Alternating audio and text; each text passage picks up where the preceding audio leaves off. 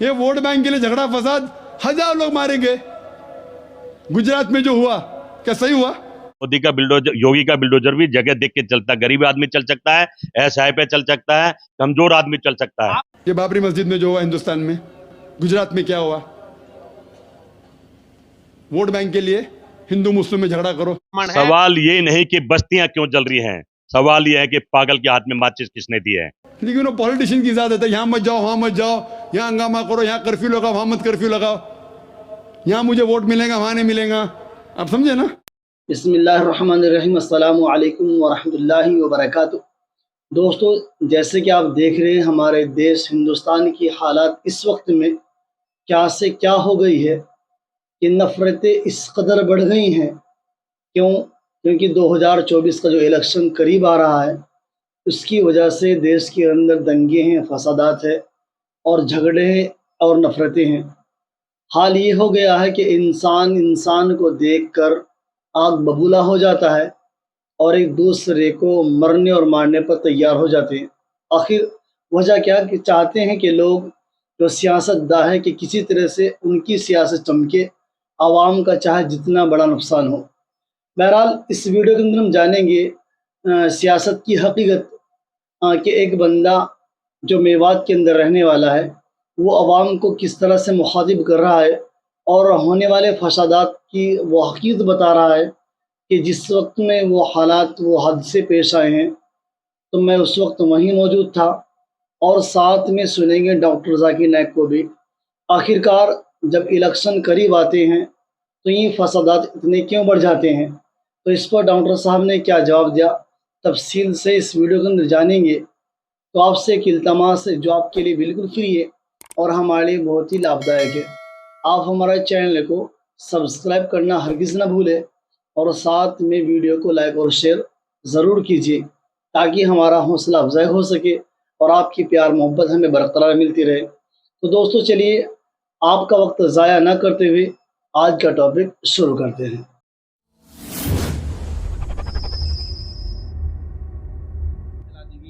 देखिए, मैं हरियाणा से नहीं, मेरा जन्म ही मेवात में हुआ है। पटौदी में मेरा जन्म हुआ और तावड़ू के मेरे मामा हैं। मेरा बहुत लगाव रहा है और वहाँ के जो मुस्लिम भाई है, जो मैं समझता हूँ बहुत सॉफ्ट हैं, अच्छे लोग हैं। एक कोई बाहर का आदमी गांव में चला हिंदुओं की यात्रा क्यों नहीं निकालने दे रहे वो लोग? एक कोई बाहर का आदमी वैसे गांव में चला जाएगा तो सम्मान से चाय रोटी खा, जो गांव के लोग को करना चाहिए करते हैं। ये कहने की सरकार की मंशा है। अब जैसे हरियाणा में चुनाव, देश में चुनाव है तो ये पूरी जगह आग लगेगी। ये बात हरियाणा की नहीं है, जहां जहां भी लगनी है लगेगी। मैं आपको एक बात और बता देना चाहता हूँ, आज की नई घटना बताऊं, ये सरकार कर क्या रही है। हमारी नेता सोनिया गांधी जी का घर है, राहुल गांधी जी भी उसमें रहते हैं।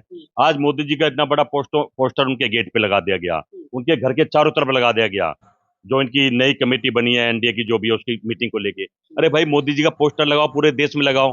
पर चिढ़ाने के लिए जिस तरह से जय श्री राम कान में बोलते हैं ना, इसी तरह आज वह पोस्टर लगा दिया। अगर मैं राहुल गांधी का पोस्टर बीजेपी के मुख्यालय पर मोदी के घर पे लगा दूं तो उनके तन बदन में आग तो लग क्या जाएगी। बीजेपी के तो दिल्ली में तो रहते हैं ना राहुल गांधी और सोनिया गांधी, तो क्या दिल्ली में पोस्टर नहीं लग सकता क्या मोदी जी का? खैर मुद्दा ये नहीं है। नहीं, मैं सुन आपके लीजिए। सवाल का जवाब दूंगा। हाँ। हमारा पोस्टर आज के टाइम में कहीं नहीं लग सकता। जहां राहुल गांधी की फोटो लगेगी, एनडीएमसी थाने के एसएचओ जाएंगे और फोन करेंगे, शर्मा जी ये पोस्टर डालो, नहीं तो मुकदमा दर्ज हो जाएगा। ये लोकतंत्र थोड़ी है, बस एक ही आदमी फोटो लगेगी। अच्छा, बीजेपी में भी एक ही लगेगी, यानी कि पेट्रोल पंप है तो उस पर भी मोदी, रेल झंडी है तो उस पर भी मोदी, और हेल्थ मिनिस्टर का है तो उस पर भी मोदी। मंत्री की हिम्मत नहीं है पोस्टर लगा अब आप ये बताइए, मेवात के हालात क्यों नहीं सुधर रहे? कांग्रेस विपक्ष में है, कहा जा रहा है कि कांग्रेस के लोग दंगा करा रहे अभी हैं। कुछ चैनल देख रहे थे, अमरीश जैसे या और 2-3 मानक उनक बैठते हैं उसमें, वो एक इशू चला रहे हैं कि इनका इलाज होना चाहिए। इलाज तो बीजेपी के दिमाग का होना चाहिए भाई। अगर आप ऐसे बीज ही निभाओगे तो झगड़े क्यों होंगे? आप जहां 90 लोग कह रहे हैं योगी की जरूरत है, हरियाणा में योगी का बुलडोजर चलेगा तो सबको ठीक कर देंगे। योगी को भी सब जानते हैं। वो बाहुबली जो जिन्होंने पहलवान बेटियों को छेड़ा, उस पर बुलडोजर चला। वो मंत्री जो इनका कैबिनेट मंत्री, राज्य मंत्री जो जिन्होंने किसान पर जीप चला दी, बुलडोजर चला। वो माँ बेटी जो जिंदा चला दी, उन अफसरों पर बुलडोजर चला। मोदी का बिल्डोजर, योगी का बिल्डोजर भी जगह देख के चलता है। गरीब आदमी चल सकता है, एसआई पे चल सकता है, कमजोर आदमी चल सकता है। आपको दुख हो रहा है, आप मेवात से आते हैं, मेवात में हिंदुओं की यात्रा नहीं निकल पा रही है। भाई मेवात में मैं हर साल जाता हूँ, ताउड़ में, नूह में भी जाता हूँ, पहाड़ पर बैठता हूँ।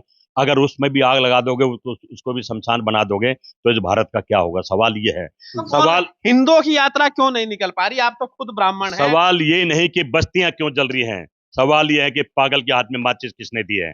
इस बात को समझने की बात है अब देश को। सही। ये लोग सत्ता के लिए, कुर्सी के लिए कुछ भी कर सकते हैं। लेकिन विश्व हिंदू परिषद अभी इनके गवर्नर जो मलिक थे उन्होंने भी कहा कि चुनाव से पहले बड़े एक अपने नेता की हत्या भी करा सकते हैं, कोई ऐसा माहौल भी बना सकते हैं, कुछ भी कर सकते हैं, ये कुछ भी कर सकते हैं। राम वो सच्चाई बोल रहा है, वो भी तो बीजेपी का है। और अभी मैं आपको बताऊं कि बीजेपी का नेता यूथ का उत्तर प्रदेश का जो 18 साल से सेवा करा था, मुझसे आके मिला कि मुझे अपने साथ जोड़ो राहुल प्रियंका गांधी सेना में, मेरा इनसे मोहभंग होगा, ये लोग देश लुटे रहे हैं, लोग को मारने वाले हैं। कहीं ना कहीं मैं समझता हूँ नूह जैसे हालात पूरे देश में धीरे धीरे बनेंगे। मणिपुर में देखे, बंगाल में देखे आपने, बिहार में भी कोशिश करी, अब हरियाणा में आ गए, क्योंकि जनता तो कौन आग लगा रहा है, इसके पीछे कौन है, मेन आदमी कौन नजर आ रहा है? भाई नेहरू जी तो हो नहीं सकते, वो तो बेचारे है नहीं है। ये क्या दे नेहरू जी लगा रहे हैं, तो कह सकते हैं नेहरू जी करवा रहे हैं। जिस नेहरू ने देश बनाकर दे दिया बेचने के लिए, आग लगाने के लिए, तो सत्ता में जो बैठे हैं उनके सारे बहुत है ना। आप देखिए पिछले कुछ दिनों से दंगे हो रहे हैं, पुलिस भाग जाती है, और जब कभी पहले दंगे होते तो पुलिस अलर्ट रहती, दीवार बन जाती थी बीच में, तुम इधर तुम इधर। अब तो पुलिस भी चांस दे रही है, बेचारी पुलिस भी पिट रही है, लाचार क्या मत पुलिस रही है। भी धर्म जाति देख रहा है? भाई उसको दिखाया जा रहा है, क्या पुलिस को नहीं पता था यहाँ से इनकी यात्रा निकलनी है, निकालनी तो तैयारी रखे, पत्थर कहाँ से आए, क्या चाहे, एक माहौल बनाया जा रहा है, आग लगने दो, उसके बाद सबको एक जलने दो। मौलाना है 22 साल के, उनकी डेथ हो गई जो रात में सो रहे थे अपनी मस्जिद में, इसको आप कैसे देख रहे हैं, जिसके ऊपर पूरे घर की परिवार की जिम्मेदारी? देखिए बात मौलाना की डेथ नहीं है, बात इंसानियत की डेथ हो रही है। अगर मौलाना मर रहा है तो हिंदू भी मर रहा है, हिंदू राज में हिंदू मर रहा है, और हिंदू ही राष्ट्र में मौलाना भी मर रहा है। इनका एक झूठा बागेश्वर बाबा जो नया है, चुनाव से पहले एक बागेश्वर बाबा लिया था, सुन लीजिए, अभी चैनल पे चल रहा था कि हम हिंदू राष्ट्र बनाना चाहते हैं पर मुसलमान भाई भी इसमें रह सकते हैं। तो भाई अब क्या है, अभी तो हिंदू राष्ट्र है और मुसलमान भी रह रहे हैं, क्यों भटका रहे हैं, कहीं ना कहीं गुमराह कर रहे हैं। तो मेरा नाम सतीश सिंह है। डॉक्टर जाकिर नाइक साहब, मैं 2 दिन से आपकी तकरीर सुन रहा हूँ। आपके तकरीर में मेरे समझ में ये आ रहा है कि कुरान में सबसे ज़्यादा इंसानियत है। मेरा सवाल ये है कि दुनिया में हम जो प्रैक्टिकली दुनिया में देख रहे हैं, ये मुस्लिम ही ज़्यादा सबसे आतंकवादी है, और जो मासूम लोगों की हत्या कर रहे हैं, तो इंसानियत कहाँ है? माशाल्लाह भाई साहब ने 2 दिन तकरीर सुनी और उसे यकीन हो गया है क्या कुरान में सबसे ज़्यादा इंसानियत है। माशाल्लाह, उसके मुबारक देता हूँ। लेकिन सवाल अहम है, सवाल गलत नहीं, आपका सवाल सही है। सवाल है कि हम देख रहे हैं मुसलमान ही आतंकवादी है, ये झगड़ा फसाद, मुसलमान फंडामेंटलिस्ट है, मुसलमान टेररिस्ट है, आतंकवादी है। जब हम कुरान पढ़ते हैं तो हमें इसका इज़हार होता है, लेकिन ये है क्यों गलतफहमी, जिस तरीके से मीडिया गलतफहमियां फैलाती है, हम उसको इग्नोरेंस में, अनजाने में मान लेते हैं।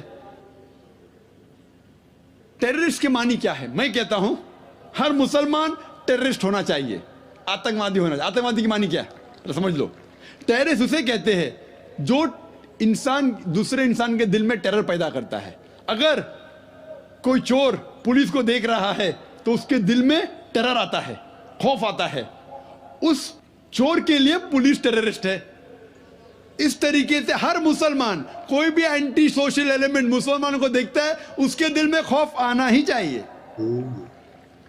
अगर कोई चोर मुसलमान को देखता है, कोई बलात्कार करने वाला मुसलमान को देखता है, कोई भी एंटी सोशल एलिमेंट मुसलमान को देखता है, उसके दिल में खौफ होना ही चाहिए। कुरान मजीद में अल्लाह ताला फरमाते हैं सूरह अनफाल में, सूरह नंबर 8 आयत नंबर 60 में, खौफ पैदा करो उन लोगों के दिल में जो लोग एंटी सोशल है, जो हक को इनकार करते हैं, उनके दिल में खौफ डालो।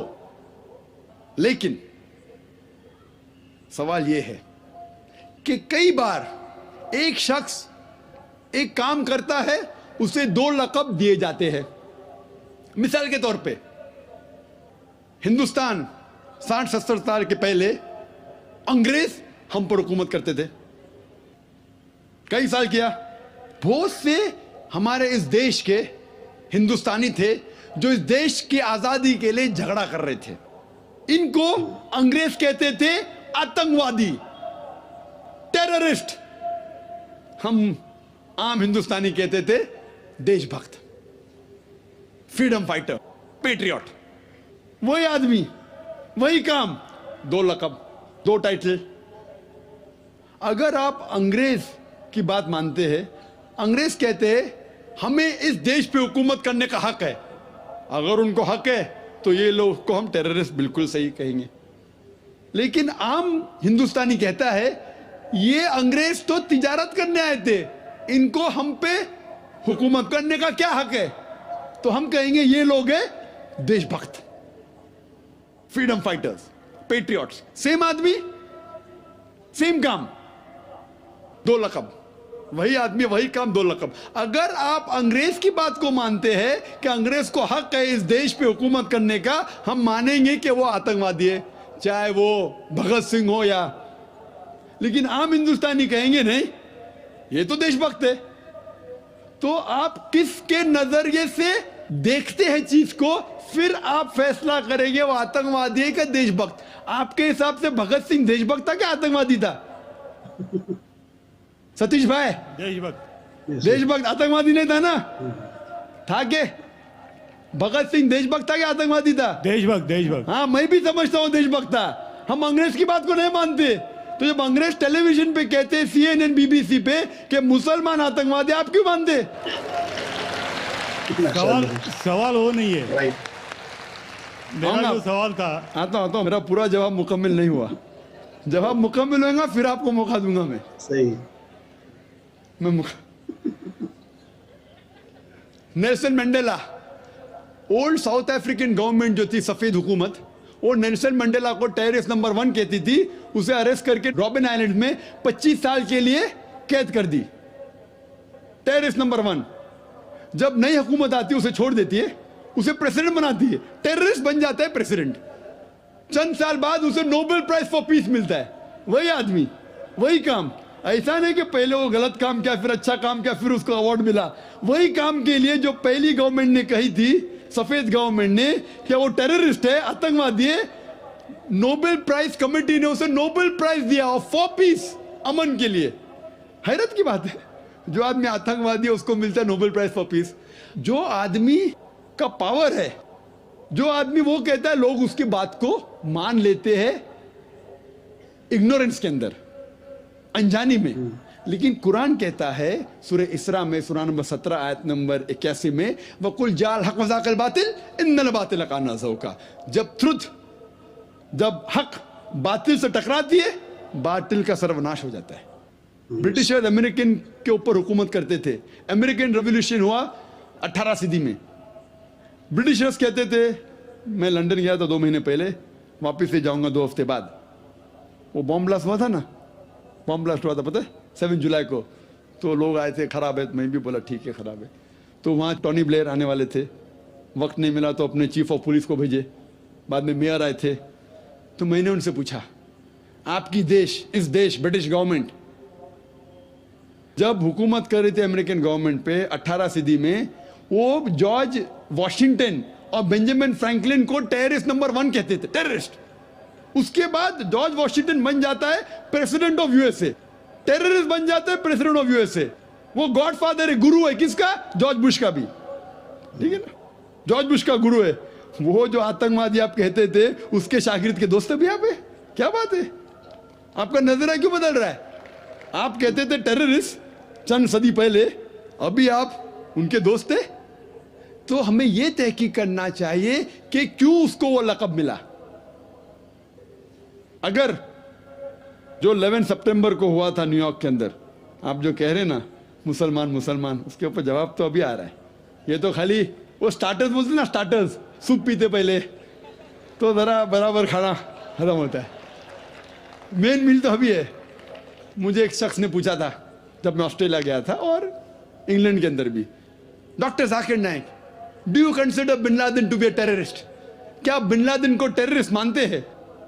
तो मैंने कहा, भाई मैं बिन लादेन को जानता नहीं हूँ, मैं यही नहीं कह सकता हूँ वो टेररिस्ट है क्या नहीं, अच्छा है क्या बुरा, मैं नहीं जानता हूँ। कुरान में लिखा है सूरह हुजुरात में, सूरह नंबर 49 आयत नंबर 6 में, कि जब भी कोई बात कोई कहता है, पहला तहकीक करो फिर दूसरे तक पहुँचाओ।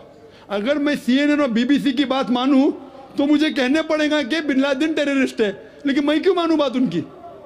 क्योंकि मैं आदमी हूं जो घूमता हूं मीडिया में, जानता हूं माशाल्लाह। तो मैं कहता हूं ना बिन लादेन मेरा दोस्त है ना मेरा दुश्मन है, मैं नहीं जानता हूं।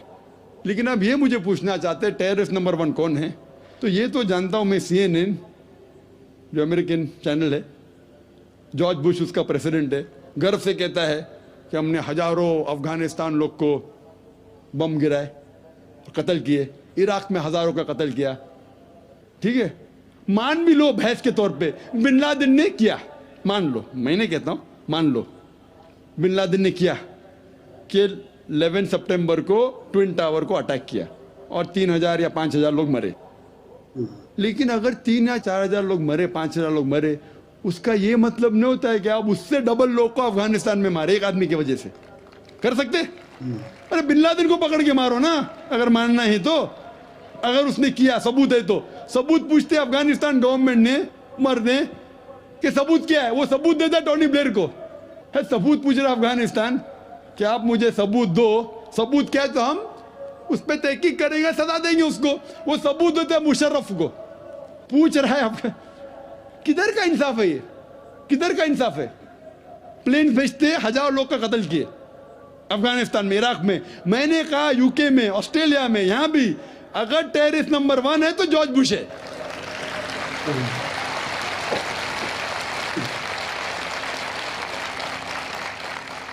ट्विन टावर को किसने गिराया? CIA, FBI का क्या बजट है?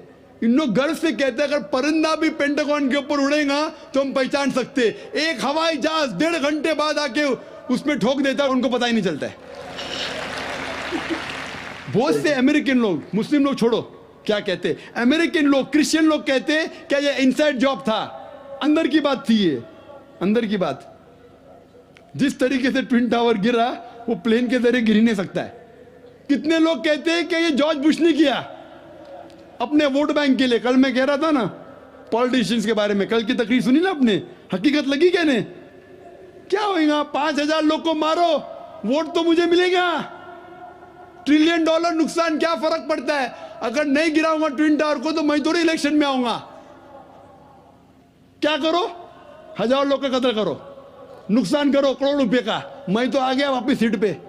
ये मैं नहीं कह रहा हूं, ये मैं नहीं कह रहा हूं, ये अमेरिकन लोग कह रहे, तो गलत है। मैं नहीं कह रहा हूं कि जॉर्ज बुश ने गिराया, मैं जानता ना, मैंने तहकीक थोड़ी की। मैं कह रहा हूं कि बाकी लोग क्या कह रहे। अमेरिकन लोग कहते हैं, कुछ लोग, कि बिन लादेन ने क्या, कुछ ने कहा जॉर्ज बुश। लेकिन ये तो मैं जानता हूं कि मैं टीवी पे जो देखा हूं वो खुद के चैनल के ऊपर कि जॉर्ज बुश गर्व से कह रहा 1000 लोग को मैंने मारा हूं, इसीलिए मैं जॉर्ज बुश को टेररिस्ट नंबर 1 कहता हूं। कल मैंने कहा ये बाबरी मस्जिद में जो हुआ हिंदुस्तान में, गुजरात में क्या हुआ, वोट बैंक के लिए हिंदू मुस्लिम में झगड़ा करो। बाबरी मस्जिद को कौन जानता था पहले? आप जानते थे, सुने थे बाबरी मस्जिद के बारे में? ये दंगे फसाद के पहले 1985 के पहले सुने थे? नहीं सुना था, मैं भी नहीं सुना था। ये वोट बैंक के लिए झगड़ा फसाद, 1000 लोग मारे गए। गुजरात में जो हुआ क्या सही हुआ? अगर पुलिस चाहती तो, हमारे हिंदुस्तान पुलिस में माशाल्लाह इतना पावर है कि अगर चाहती तो दंगा फसाद हो ही नहीं सकता। बंबई में जो हुआ 1992 में, इफ द पुलिस वांटेड, किसकी जरूरत के बाहर रास्ते पे आए? लेकिन वो पॉलिटिशियन की इजाजत है, यहां मत जाओ, वहां मत जाओ, यहां हंगामा करो, यहां कर्फ्यू लगाओ, वहां मत कर्फ्यू लगाओ, यहां मुझे वोट मिलेगा, वहां नहीं मिलेगा। आप समझे ना? तो ज्यादातर चाहे इंग्लैंड में हो या अमेरिका में हो या हिंदुस्तान में हो, कोई भी पॉलिटिशियन हो, तो ये पॉलिटिशियन की हरकतों की वजह से, जैसा मैं कल कहा, तो लेबल लग गया अभी मुस्लिम लोग पे टेररिस्ट। अगर आप जानते गुजरात में कितने लोग के मां का अपने आंख के सामने बलात्कार हुआ, बलात्कार करने वाला पड़ोसी है, उसके ऊपर कोई एक्शन नहीं लिया जा रहा है, तो वो कानून अपने हाथ में लेता है, गलत करता है, हम भी लेता है, क्या करें? सब समझ रहे? तो हमें यही जानना चाहिए इस आतंकवाद की जड़ क्या है। तो हमें जड़ पे जाना चाहिए और जड़ को खत्म करना चाहिए। अगर हम एक हो जाएंगे, अपनी किताब एक खुदा में माने, सिर्फ खुदा से डरे, जो खुदा की बात मानता उसको वोट दे, ना कि दंगे फसाद करे, आप समझ रहे? तो इंशाअल्लाह मन होगा। और आप देखेंगे इसके बावजूद, इतना होने के बावजूद, अमेरिका में एक न्यूज है कि 9 महीने बाद 11 सितंबर के बाद 34,000 अमेरिकन ने इस्लाम कबूल किया। क्यों? जितना मीडिया इस्लाम के खिलाफ बात कर रही है, उतना ही इस्लाम फैल रहा है। मैं जब तकरीर करने जाता था 11 सितंबर के पहले अमेरिका में, मजमा होता था माशाअल्लाह हजारों लोग का, ये अमेरिकन बहुत कम आते थे। अभी जाता हूं तो बड़ी तादाद है। ये जानना चाहते क्या इस्लाम में, आप भी आ जाए, शायद 11 सितंबर के पहले नहीं आते थे, बराबर कि नहीं? आप जानना चाहते क्या मजहब है ये आतंकवादी मजहब, मैं भी तो देखूं, आके मुतासिर हो गए क्या नहीं? अल्हम्दुलिल्लाह, डंके की चोट पे कहता हूं, मैं क्यों डरूं किससे? क्योंकि अल्लाह ताला फरमाते हैं सूरह इमरान में, सूरह नंबर 3 आयत नंबर 54 में, मकरुम मकरल्लाह वल्लाहु खैरुल माकिरीन। उनने प्लान किया, प्लानिंग की, अल्लाह ने भी प्लानिंग की, सबसे बेहतरीन प्लानर अल्लाह है। ये वेस्टर्नर्स प्लानिंग कर रहे हैं कि इस्लाम को दबाने को, इस्लाम और बढ़ रहा है और फैल रहा है। जितने दबाने की कोशिश कर रहे हैं फैल रहा है। मीडिया कहती है कि इस्लाम में खवातीन के हुकूक नहीं है। 2/3 ऑफ द पीपल एक्सेप्टिंग इस्लाम, 66% के ऊपर जो लोग इस्लाम कबूल कर रहे हैं अमेरिका और यूरोप में, वो वुमेन है, औरतें। अगर औरतें को हुकूक हक नहीं मिलते इस्लाम में, तो ये अमेरिकन औरतें इस्लाम क्यों कबूल कर रहे, यूरोपियन औरतें क्यों कबूल कर रहे? क्योंकि इनको इस्लाम में जितने खराबी दुनिया में है उसका हल मिल रहा है। योन रेडली थी एक ब्रिटिश रिपोर्टर जो अफगानिस्तान में गई थी रिपोर्ट करने के लिए तालिबान के वक्त। जिस तरीके से सलूक किया तालिबान ने उनके साथ, मैं तालिबान का दोस्त नहीं हूं भाई, तो आप बोलेंगे तालिबान का एजेंट आ गया। मैं ना बिन लादेन को जानता हूं ना कोई तालिबान को जानता हूं, हक की बात कहता हूं, डरता नहीं हूं। अगर ब्रिटिशर्स ने कहा कि भगत सिंह टेररिस्ट है, मैं उनके खिलाफ हूं, डरता नहीं हूं। तो योन रेडली ने इस्लाम कबूल किया, बाद में गई थी खिलाफ लिखने के लिए, मुतासिर हो गई, मुस्लिम बन गई। तो इसीलिए हमें हक की तहकीक करना चाहिए और हमें जो लोग हक के खिलाफ है उनके साथ जंग करना चाहिए, तभी इस दुनिया में अमन होगा।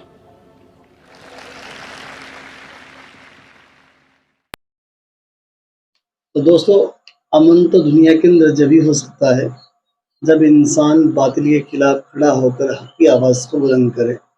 अगर बंदा डरता रहेगा और ऐसे लोगों को कुर्सी पर बिठाता रहेगा जो जालिम है, जुल्म करना पसंद करते हैं, तो दुनिया के अंदर, देश के अंदर, मुल्क के अंदर फसाद के अलावा कुछ नहीं होगा।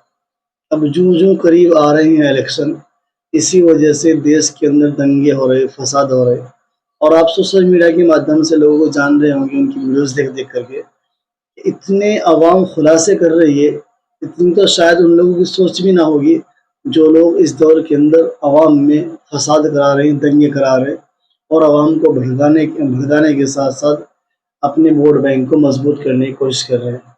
तो उनके दिलों के अंदर तसव्वुर भी नहीं होगा कि हम इस तरीके से अटैक कराएंगे, लोगों में आपस में झगड़ा कराएंगे और लोग इतने खुलासे उस बात के कर देंगे। कितनी वीडियोस आपको ऐसी मिल जाएंगी। जिस बंदे की मैंने आपको वीडियो पहले दिखाई, उसने कैसा खुलासा किया कि मैं मेवात के अंदर रहने वाला हूँ, मेवात में गया हूँ, वो इतनी मोहब्बतें करते हैं, वहाँ की मिट्टी नरम है, लोगों से मोहब्बत का पैगाम देते हैं वो लोग, और वहाँ पर दंगे फसाद कराने के साथ साथ यही मानना है कि जैसे इलेक्शन करीब आ रहा है, देश के अंदर, प्रदेश के अंदर लोग झगड़े कराकर पुलिस से हड़पना चाहते, वोट बैंक बनाना चाहते हैं। बहरहाल हम जालिमों के खिलाफ खड़े होंगे तो इंशाअल्लाह अज़ीम हमारे देश के अंदर, हमारे मुल्क के अंदर तरक्की होगी। झगड़ा कहीं भी हो, किसी जगह भी हो, आवाम को चारों तरफ परेशानी होती है। कहीं इंटरनेट बंद कर दिया जाता है, कहीं सुविधाएं बंद हो जाती हैं, खाने पीने की अशिया ख़त्म होनी शुरू हो जाती है। तो इस वजह से यही होता है कि देश के अंदर मुश्किलें आवाम की बढ़ जाती है। बहरहाल दंगों से दूर रहिए, फसाद से दूर रहिए, अपने मुल्क की तरक्की के लिए खुदा जल्ल शान से दुआ करते रहिए और अमन वालों के साथ रहिए, ताकि हमारा देश हमेशा दुनिया के अंदर तरक्की करता रहे। और जैसे कल हिंदुस्तान सोने की चिड़िया था, वापस फिर यही देश, हमारा मुल्क सोने की चिड़िया बन जाए। बस आज के लिए इतना ही काफ़ी। इंशाअल्लाह मुलाकात होगी नए टॉपिक के साथ। दीजिए अपने भाई को इजाज़त। अल्लाह हाफिज़। जय हिंद।